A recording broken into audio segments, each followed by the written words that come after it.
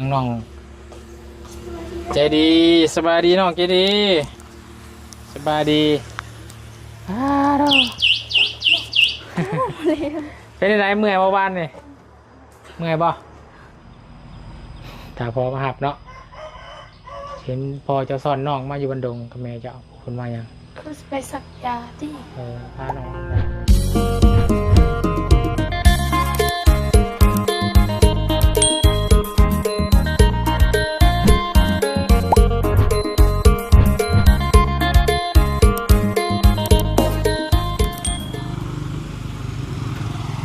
เอาพี่น้องเลยเปิดคลิปเปิดภาพออกมาพี่น้องเนาะเป็นภาพที่เหลือแต่โต๊ะเต้น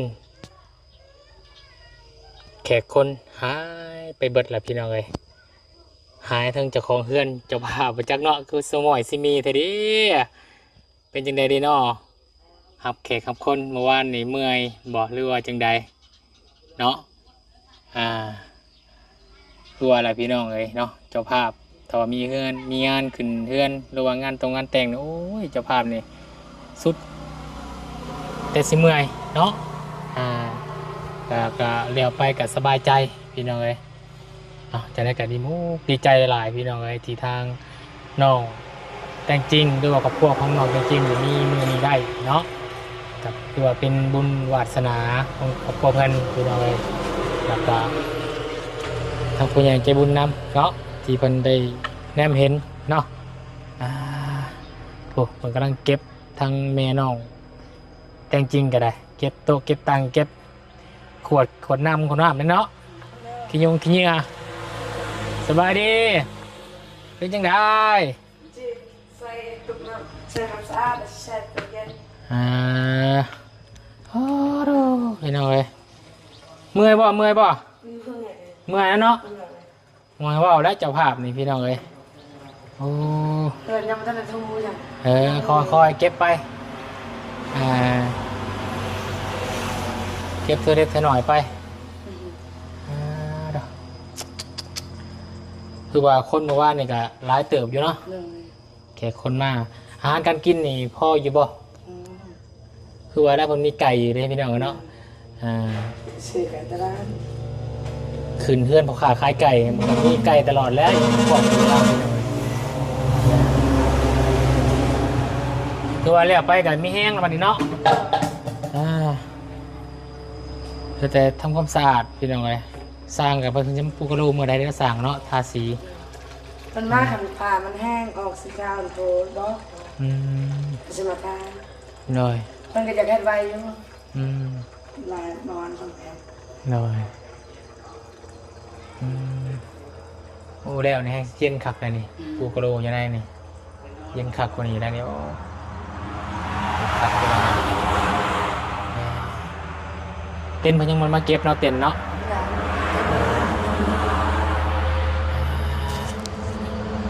พี่น้องเลยเนาะคอยเก็บคอยกวดไปเนาะเล็กๆน้อยๆอันนี้กระเบื้องเนาะหน้าเท่าไรนี่60 หรือ 80เนาะ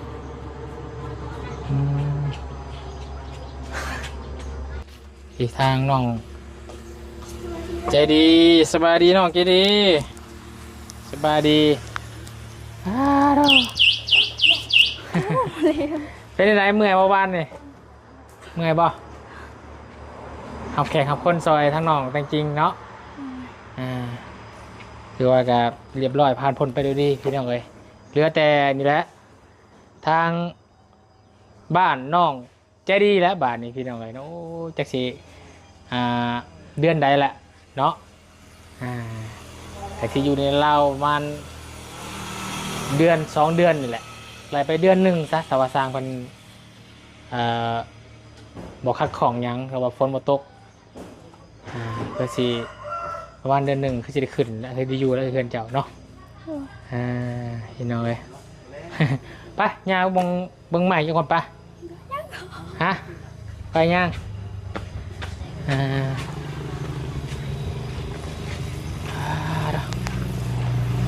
มันเก็บรังตรวจพี่น้องเลยเพื่อนน้องใจดีกับน่าจะเป็น มื้ออื่นสร้างเพิ่นว่าสิมาเด้อ ไม่บอก มื้อนี้วันที่22แล้วว่ะแม่นบ่ เลย แม่น22ประมาณนี้แม่น22ก็เป็นเพิ่นว่าวันที่3เนาะสิมากบใหม่กบตอกไว้กาเกียมมาแล้วบาดนี้พี่น้องเอ้ยเนาะเสาตีนเสาอิหยังก็มาเบิดแหละมาวัดมาแทกแล้วบาดนี้ใหม่นี่ก็คือว่าจะพ่ออยู่พี่น้องเอ้ยตั้งเพื่อนน้องดอกแค่กับเป็นห้องน้ำเนาะแต่ผู้สร้างคนจะมามือใดพี่น้องเลยกินข้าวกินน้ำแล้วบ่ ยัง ยังอยู่ไม่ยังบ่กินบ่ อยากกิน ไม่อยากกินอิ่มมื้อวานนี่บ่ อาหารเพิ่นมื้อวานนี่ก็เป็นไก่ส่วนหลายเนาะหมูพี่น้องเลยระยะเช้ากับพี่น้องเนาะ2 4 6 8 9สร้างกันมาวัดแทกเบิ้งกบไปกบต่อน้องเจดีครับพี่พระห่มพี่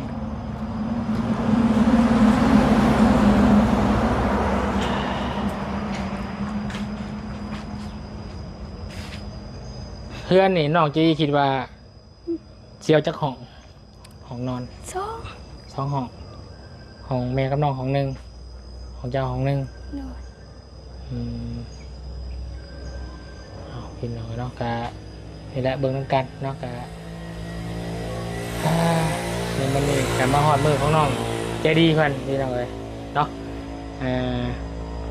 เคยคิดบ่คนมาแจ้งข่าวดีหรือว่าแกใหม่แกตอกมานี่มันแม่นความจริงอยู่บ่ยังเคยคิดอยู่บ่ เอาบุ้ง เอาฮู้บ่อยากคิดว่าโอ้คอยฟันไปบ่เนาะสิได้เฮือนแล้วตะกี้ว่าน้องใจดีนี่เบิดบังแล้วพี่น้องเอ้ย FC เพิ่นก็โอ้ยแต่ป้าน้องใจดีเด้อว่าซั่นกระบะกระเบาะน้องเพิ่นพี่น้องเอ้ยนี่แหละก็ได้มาแล้วเนาะถือว่าโอเคแต่ว่ามันก็สิสถานที่นะพี่น้องเอ้ยน้องผมคอยกวางบันไดเนาะดินน้องเพิ่นกับบ้านนี่แหละนี่คือพี่น้องเห็นอะไรพี่น้องมันก็จะเจาะข้างบนแน่ถ้าสิยับมาข้างนี้ก็ไก่เสาไฟฟ้าสิยับลงหลังไปนี่ก็ไก่ตะฟังยำเจินกับมานั่ง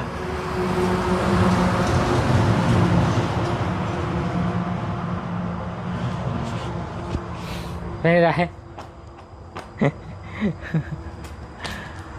เพิ่นเลิกจังม่วงเมื่อคืนนี่ดูหูป่ะนอนก่อนดิว่ามี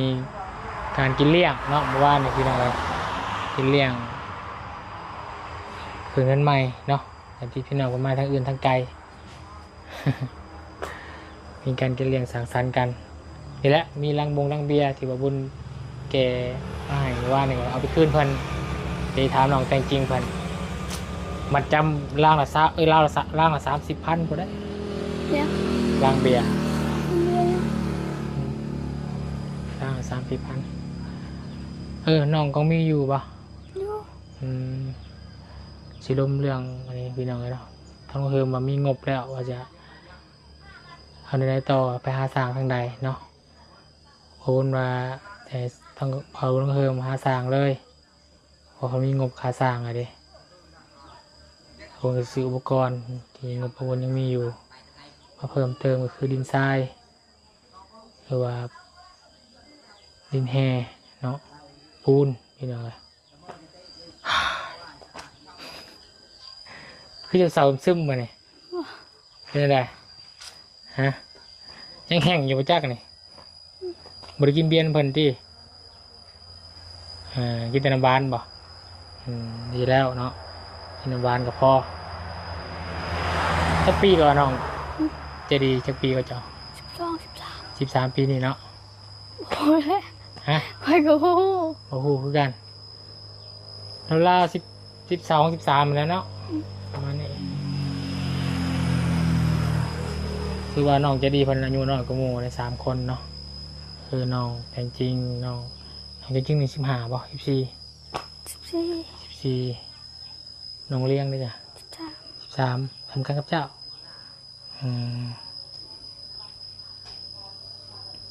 เมกายังนอนอยู่นี่คือเก่าบ่ โดย เรื่องจำพี่จำแล้วบ่ จำแล้ว จำละ โดย ปานนี้กาเมก็สามารถขึ้นเพื่อนพอได้ที่พอเท่าได้ที่เนาะ โดย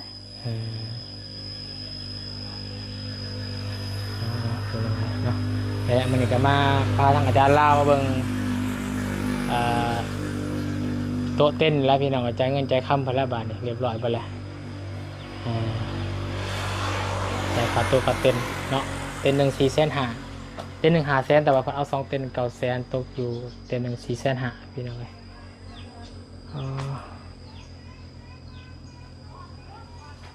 ถือว่าเรียบร้อยไปเนาะอีกงานหนึ่งอีกเคสหนึ่งขึ้นใหม่ห่อนเนาะเอ้าคือเฮ็ดปวกสิออกไงแถวนี้มีเฮ็ดปวกออกบ่มีปวกขายบ่ บ่ตอนเช้าแม่ตะกิ้งไปหาบ่ฮู้ว่าเราได้หรือบ่ เอาชุดลายแท้นี่บ่อยากมีบ่ได้เนาะ โดย มีแต่หาหน่อไม้นะยามนี่เนาะน้องไส้ยังบ่ได้เมื่อบ่ ยังไม่ได้มา อะไรก็ได้ เขาเห็นพ่อเจ้าขี่รถมากับแม่เจ้ากับน้องเจ้ามันมาบันดงพ่อกับแม่เจ้าคุณขี่รถมาบันดงกับน้องเจ้าบลูค่ะสบายดีน้องไส้มาซอยงานพี่น้องเลยเนาะแล้วก็มาเบิ่งเวียกงานน้ำสาวดอกแค่ได้เนาะเห็นปะเมื่อได้สร้าง มาซอยงานเพิ่นนี่แหละก็เก็บเมียนหมดแล้ว โดย จังหวะสิเมื่อทาทางโพมาเพิ่นมาถ่ายคลิปแล้วเมื่อน้ำเล่า เมื่อได้สร้างใช่ไหมของน้ ยังบ่ฮู้เถื่อเพราะว่ามีทั้งพ่อและหู ำสร้างคนต้องเบิ่งหมู่บ้านนี่แม่นปะ เลย สร้าง ซื้อนี่ สร้างที่ว่าเฮ็ดเทือนน้องกันนะบ่ของต้นกล้าบ่ของแม่นบ่ ประมาณ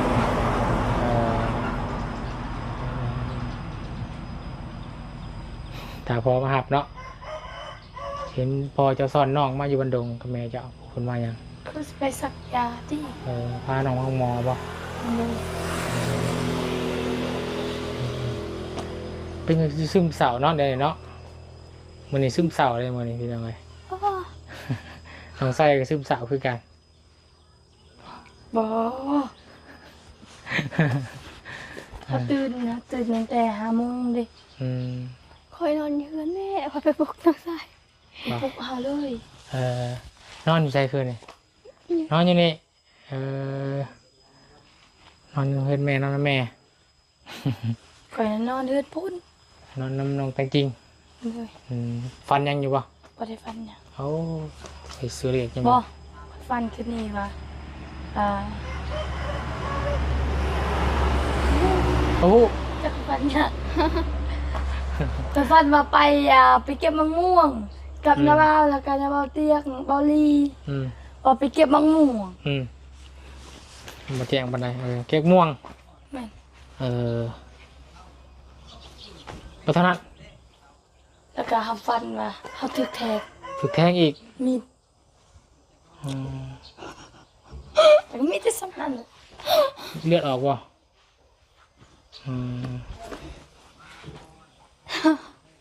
ตอนนี้ขยันเลยเนาะแทงมุมหัวเลย ฮะก็ขาอ่อนเลย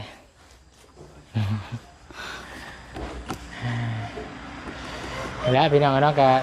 ยินดีแล้วก็ดีใจน้ำน้องเจดีแล้วมื่นสร้างปัจจุบันลงมือเก็บเพื่อนให้เจ้าแล้วคาดว่าประมาณเดือนหนึ่งคือสิแล้วอยู่จักถ้าว่าบ่ติดฟ้าติดฝนบ่ติดทันที่นี่ถ้าว่าสร้างขึ้นมาตลอดก็ประมาณเดือนหนึ่งก็เกิดขึ้นได้แล้วจัก เพราะว่าเดือนหนึ่งเนาะเราเดือน10 เดือน11ก็แล้วแหละ บ่เฮ็ดวัน30 มื้อนะ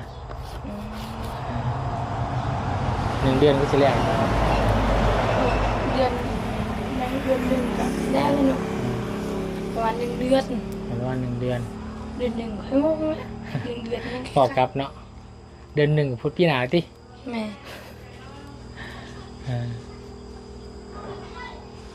ทางพุ่นก็พากันเก็บกันกวาดอยู่พี่น้องเลยทางน้องจริง อย่าได้เยอะเส้นมาไหน ๆฮะ ย่างเต็มมือแล้วว่าเรากินบางมี มานอนจะขึ้นแหละ2บอก3 มื้อนี้แหละมื้ออะไร เมื่อแล้ววันนี้เนาะ แถวเวียงมาเลยเนี่ยนาทีเจ้า ไปซะเนาะมีแต่ทางบุญกับจะได้ขออนุญาตจบคลิปก่อนบาดนี้เด้อทางน้องใจดีมาบอกน้องใจดีแล้วครับมาพาอาจารย์มาเบิ่งโต๊ะเบิ่งเต็นท์เด้อ สวัสดี โดยสบายดีเออ โอ้ เอาเลยแม่ ตกใจ เอาเลยแม่ ขอคิดว่ารถนี่ยังรถก็ไม่ใช่รถ ผมมาขายข้าวให้น้องใจดีมีใจดี ไม่ยัง เอาว่าข้าว เอาเลยเอาลงไปเอ้านะบ้าซื้อให้บ่ ฮะ เอ้านะบ้าซื้อให้บ่ ก็ น่าน ว่าบ่มีเงินนว่าบ่เงินล่ะมาใหม่สบายดีโอเคพี่น้องเลยมันบ่นั่นดอก เจ้าของมาเก็บเองที่ ของมันมาเก็บเอง มันบางเพื่อนเจ้าอยู่มันบ่ผัดไปดอกคือเนี่ยลงมามันก็ผ่านเพื่อนเจ้าก่อนนอกจากมันมาทางนั้นมาทางนั้นที่เพื่อนเจ้า มึงได้สร้างมาให้สืบต่อจากอาจารย์ ยังหมูหูยังรอให้นี่มันเห็นก่อนว่าซั่นก็จะมาทาสีเด้ข้างในน่ะทาสีปูโรประมาณ4 มื้อแล้วเนาะ ห้องน้ำได้อะ หืม ห้องน้ำอยู่ใช่ นั่น เฮ็ดแล้วบ่ อารมณ์แม่ทอ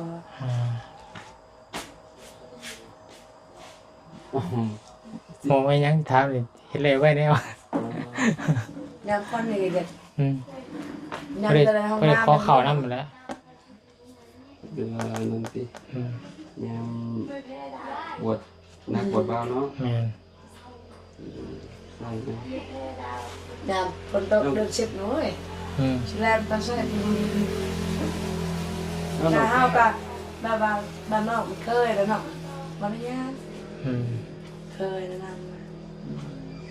บางคนก็มีห้องน้ำก็บ่เคยเข้าห้องน้ำก็ เจ้าก็บ่เคยเข้าใช่ไหมจ๊ะ ห้องน้ำก็มีบ่เคยเข้า เด้บ่เคยเข้าบัด ตั้งแต่เกิดมาบ่เคยเข้าบ่หัว บ่เคยเข้า เข้าแต่ป่าอย่างเดียว ไปป้า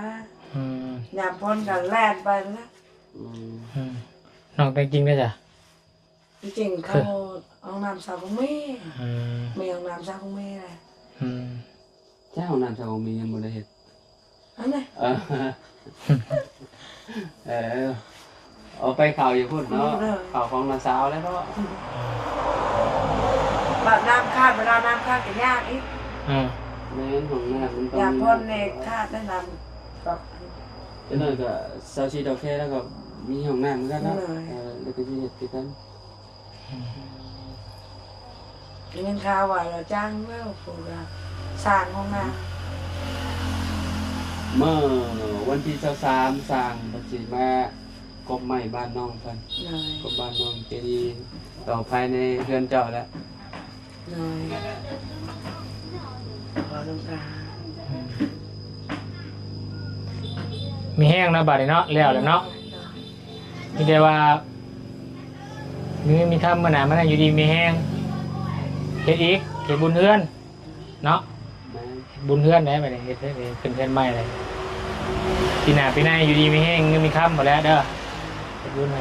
เฮือนนี่เฮือนอยู่ดีมีแห้ง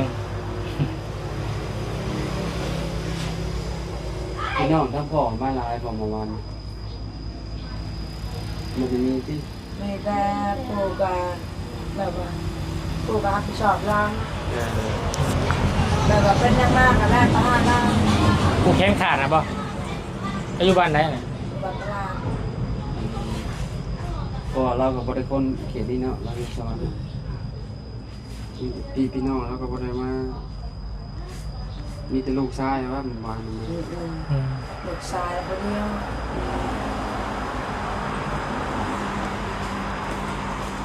ก็โอเคแล้วมันแล้วเลยเรียกง่ายนี่ก็คือว่าผ่านพ้นไปด้วยดีเนาะ ไปจ้ะพี่น้องเลยเนาะโอ้มาแล้วโหเด้ออาจารย์ พ้นอันนี้ โอ้ มันอบเอา แม่นบ่เลือกเขาใส่แว่นดำเสือโอ้เหมือนอย่างนี้เนี่ย พ้นตกอะไรได้ ไปจะโอเคพี่น้องเนาะขออนุญาตจบคลิปก่อนเด้อพอๆกันคลิปหน้ากันแล้วกันเนาะคลิปนี้ขอบคุณขอบใจพอแม่พี่น้องเอฟซีเบิร์ดสุขุสุคนที่ให้เกียรติติดตามนะครับชมเป็นกำลังใจกับประวุฒิสารวัตรตลอดมาอื่นแมนมาดำเนินการสร้างบ้านให้กับน้องแต่งน้องใจดี